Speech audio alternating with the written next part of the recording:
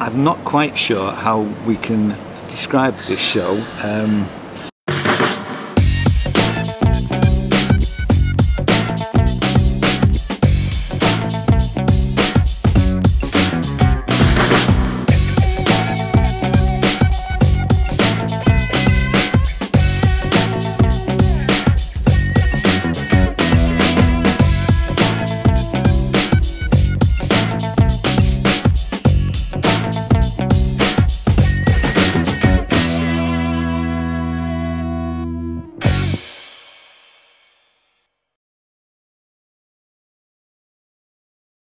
Hello YouTube and welcome back to my channel.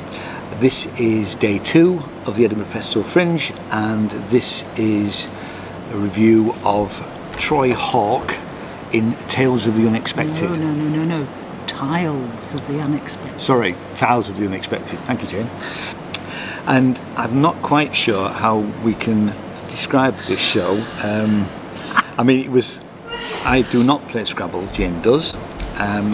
So it was clearly sold to us as a Scrabble-based comedy show. We don't have any footage of Troy doing his stuff, but I can include a bit from one of his previous shows, which I'll do round about now. Do you mind me asking your name? Lee. Lee? Oh, that's a wonderful name, it's tight. Lee. Lee, yes. Repeating it for posterity. 1, 1, 1. That's worth 3 in Scrabble, Lee.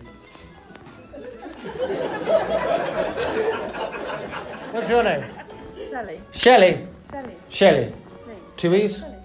Yeah. Ah! Oh dear, 13. You're worth 13 in Scrabble. Oh, I'm lucky. Very unlucky, yeah. Because 13, that's the same as Nazi. So...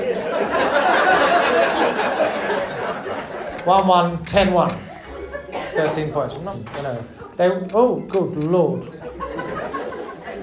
Was there much left in that drink? It sounded like drops at best. There wasn't a drink? I'm jumping. I was jumping? I'm jumping. What, with joy? Christ. Taking delight in another's misery, you evil witch. Ha ha! Lost a drink! I don't swear, that's your fault. That was 8 in Scrabble. What was 8 in Scrabble? What was 8 in Scrabble? What? The C word? 6.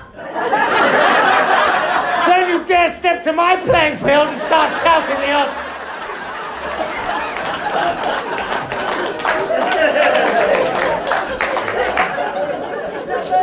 I don't care if it's her birthday. She's a 6.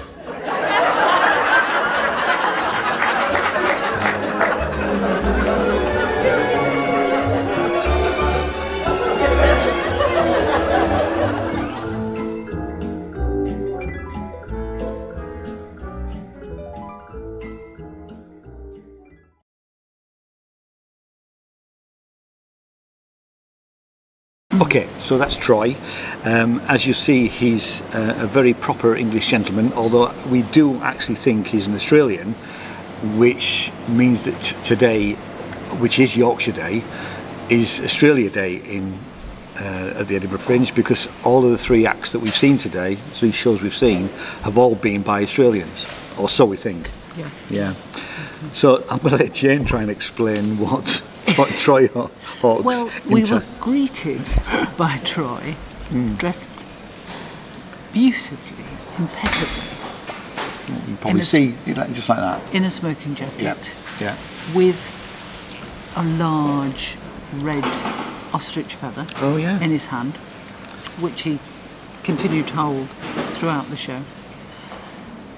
And, well, let's just say there was a lot of Scrabble in it. Yeah. He had a theory which involved IKEA. Oh yes, a lot of IKEA. The CIA. A lot of CIA. And people's names and situations that all add up to the same number on Scrabble tiles. Yes, right. Yeah.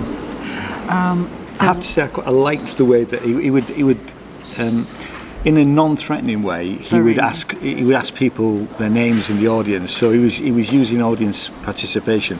But when somebody would say their name's Simon, he would go and then he would tell them how many Scrabble tiles their name is, which I thought was really good. He clearly does know his Scrabble numbers.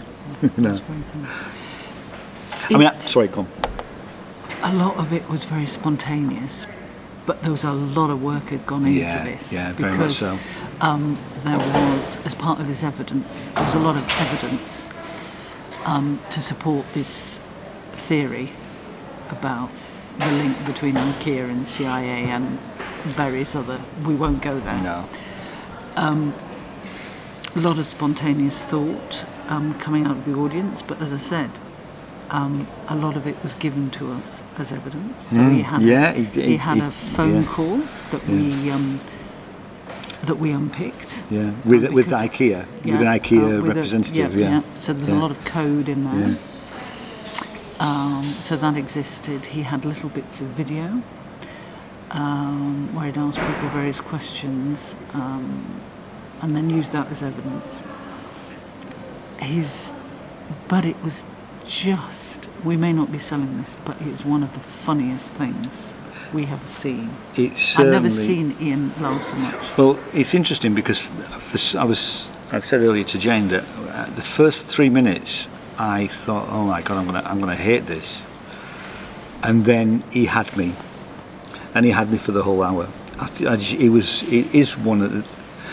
There's a guy I've mentioned on the channel before, a guy called Trevor Locke, who we are going to go and see again.